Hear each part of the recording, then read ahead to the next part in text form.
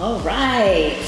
Okay, guys. We are back from picking up all of this food, and so we're going to show you what we have.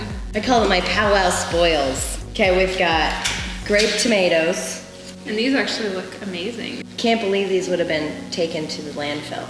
And then we have spaghetti squash. Enough to feed an army. We've got lots of green bell peppers. Look, more! They just keep coming. There's so many of them. Okay, and then we have a giant box of mangoes. So many mangoes. And then we have squash. We have a couple of Italian squash or Mexican gray squash. Mexican gray squash. That's, Mexican gray squash, but just a few, enough to add some, I don't know, some more vegetables. Additional to a different flavors. dish. Yeah. Mm-hmm. Yeah. Definitely. I've got tons of little sweet bell peppers.